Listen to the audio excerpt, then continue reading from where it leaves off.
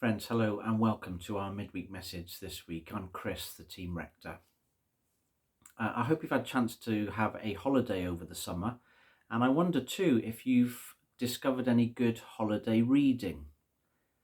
I'm not an avid reader, but I do like to take a book away on holiday with me or on retreat, as I've done this summer. And the book I took was this one. Now, I appreciate that the writing will probably look backwards for you, but maybe you recognise the faces.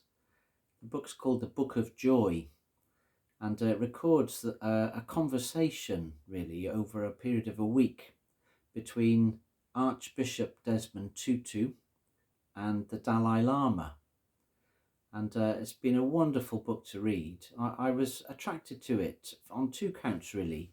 One, it was a book that was given to me by some good friends as I left my previous parishes.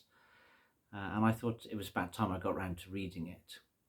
But also the title, The Book of Joy, I just felt the right book to be reading at the moment because, for me, in all honesty, I've been experiencing a real loss of joy over recent months. It's become something that's been quite elusive. And maybe that's true for you as we've emerged from the pandemic and, life's caught up with us a bit.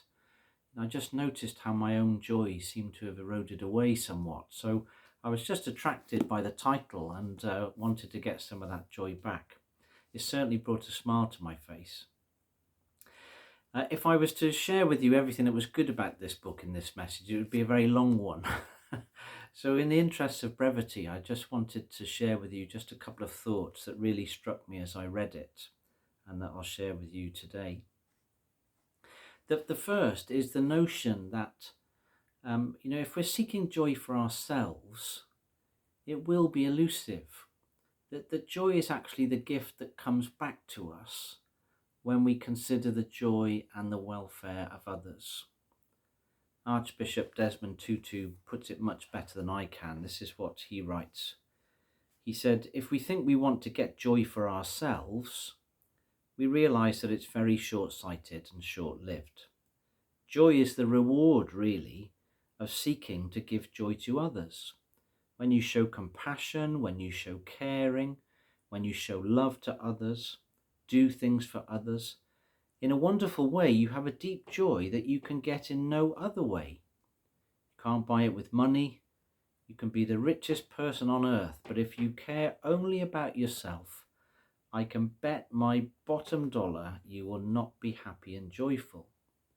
But when you are caring, compassionate, more concerned about the welfare of others than about your own, wonderfully, you suddenly feel a warm glow in your heart because you have, in fact, wiped the tears from the eyes of another.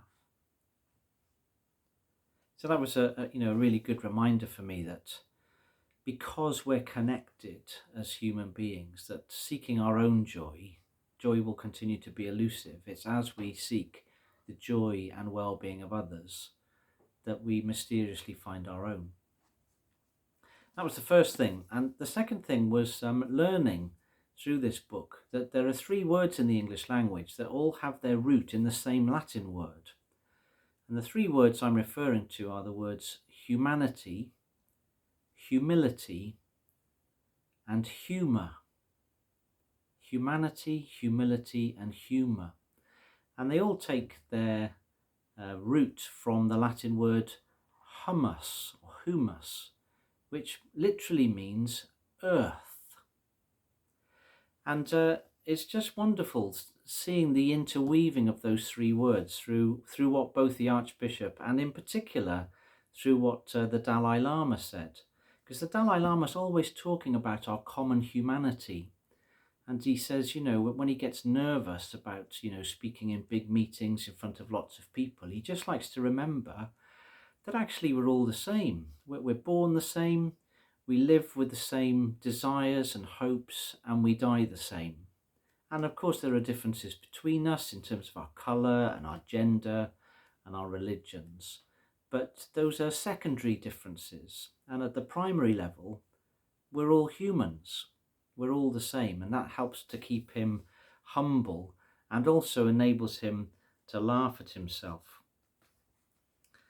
I hope you can see the weaving of those three words in some of these anecdotes that I'll share with you from the book.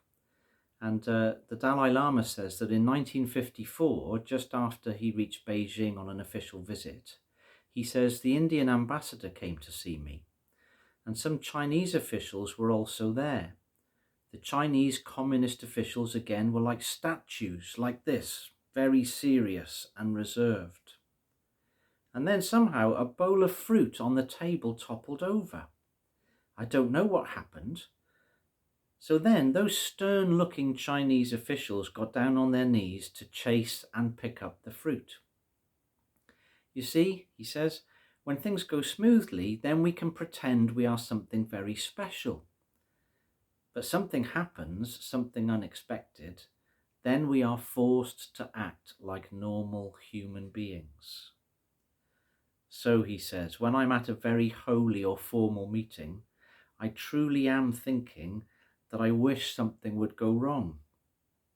And now people are going to know that when the Dalai Lama comes into a room, and maybe he's sitting with presidents, he's looking around and hoping that one of the chairs will break. Which I thought was just lovely. And another story is told of him, of when he visited Belfast in Northern Ireland after the Troubles, and he was invited to attend a private meeting where victims and perpetrators of violence were present. The atmosphere was very tense, as the suffering was practically palpable in the air. And as the meeting began, a former Protestant militant spoke of how, when he was growing up, he was told by other loyalists that what they did in opposition to the Catholics was justified because Jesus was a Protestant and not a Catholic.